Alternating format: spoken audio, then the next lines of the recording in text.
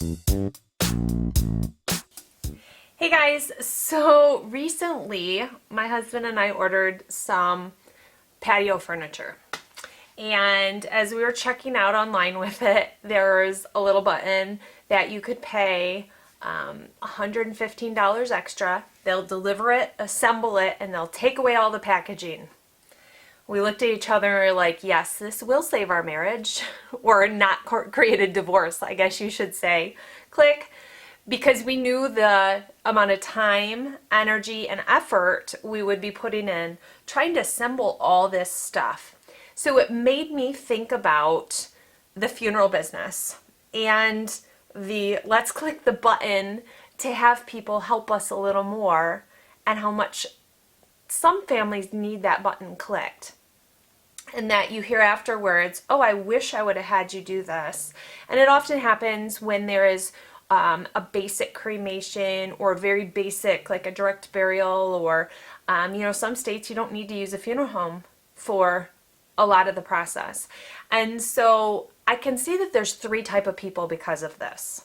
There's one who like to handle everything on their own. They are kind of very self-sufficient. They would rather save that 150 or 115 and do it all on their own. Every little thing, no matter the amount of time or effort it's put in. There's a second group who goes along and they already know about themselves that maybe they have some time and they have effort, but they know that in the long run, they would rather take that off of their plate because they know there's going to be already other items on their plate they're going to need to be focusing on. They would rather focus on the family and just spending time and being kind of in that loss and with each other, rather than trying to get a hold of a doctor and get a death certificate signed, or running to the county clerk, or running to go print folders at Kinko's or Office Max yourself, or trying to scan photos to get a video done on your own. So there's people who know they don't even want to take that on, and they would rather check the box and have somebody do it for them. Then there's a third kind of person, and this kind of person is kind of the dang it. They're the people who chose option one but should have chose option two.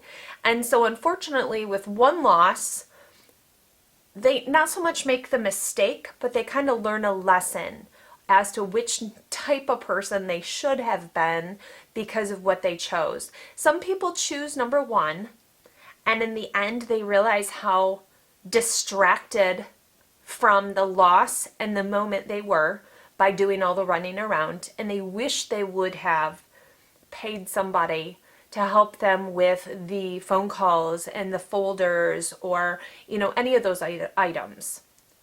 However, there's also people who chose to have everything handled by a funeral home or by a church, and afterwards they realized, gosh, we could have done that on our own. We had the resources, we did have some extra time in there, so maybe next time.